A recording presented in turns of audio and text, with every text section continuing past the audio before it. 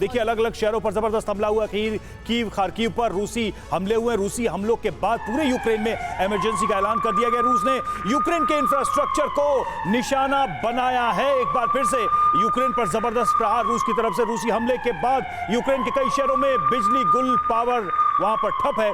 अंधेरे में यूक्रेन के कई सारे शहर हैं। तो ये हमला अपने आप में बहुत कुछ बता रहा है। एक तरफ हमने आपको दुगिन का बयान बताया, वही दूसरी तरफ आप देखिए किस तरीके से रूस ने स्ट्राइक्स एक तरीके से तेज कर दी हैं। ये तस्वीरें आप देखिए, इंफ्रास्ट्रक्चर को निशाना बनाया जा रहा है और किस तरीके से खासकर जो यूक्रेन के पावर प्लांट्स हैं उनको निशाना बनाया जा रहा है। यूक्रेन के कई शहर इस वक्त अंधेरे में डूब गए हैं, बिजली ठप हो गई है। इमरजेंसी का ऐलान कर दिया गया है यूक्रेन में, क्योंकि एक के बाद एक बड़े शहरों को निशाना बनाया है रूस ने।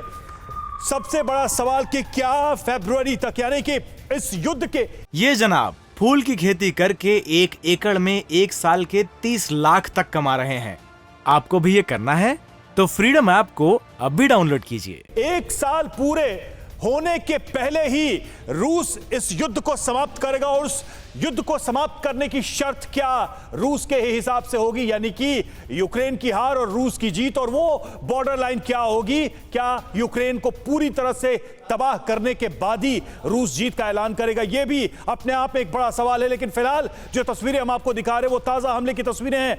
यूक्रेन के अलग अलग शहरों पर ताबड़तोड़ हमले, यूक्रेन के अलग अलग शहरों के इंफ्रास्ट्रक्चर को पूरी तरह से बर्बाद किया गया। ये जो तस्वीरें आप देख रहे हैं, कैसे पूरी की पूरी बिल्डिंग जो है वो जमींदोज हो गई है। तो ये तस्वीरें अपने आप में बता रही हैं कि ये हमले कितने भयानक, कितने घातक रहे। तो रूस का भीषण हमला पूरा यूक्रेन दहला। जी हां, कौन कौन से शहर इसकी जद में है?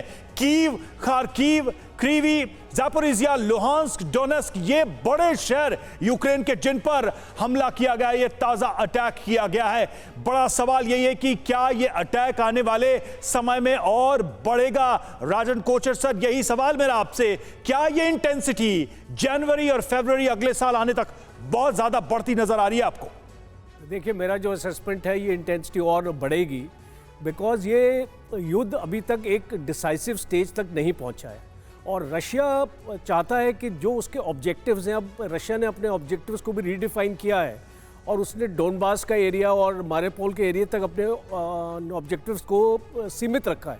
और अगर रशिया का ये ऑब्जेक्टिव है तो रशिया ने अभी तक हासिल नहीं किया है। डोनेस्क का भी जो पूरा कंट्रोल रशिया के पास नहीं है आज, और इसीलिए ये खार्किव के एरियाज में नहीं। लेकिन सर, इसको अगर दुगिन के उस स्टेटमेंट से जोड़ के देखें तो क्या यह सवाल अपने आप में एक वैलिड क्वेश्चन है कि रूस ने इस वॉर में इतना कॉस्ट पाइल अप कर लिया है, इतना उसकी कीमत दे चुका है कि उसकी वसूली का मतलब ही है यूक्रेन का खात्मा और रूस की पूर्ण विजय? क्या यही कॉस्ट है?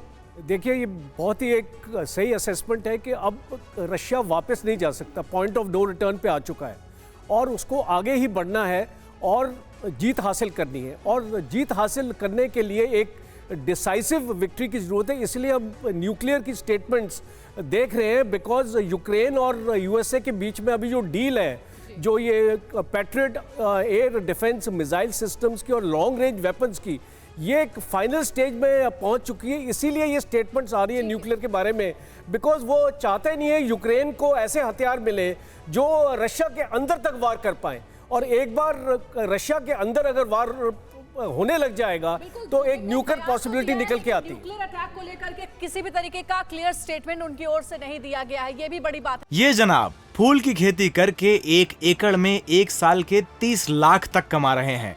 आपको भी ये करना है तो फ्रीडम ऐप को अब भी डाउनलोड कीजिए।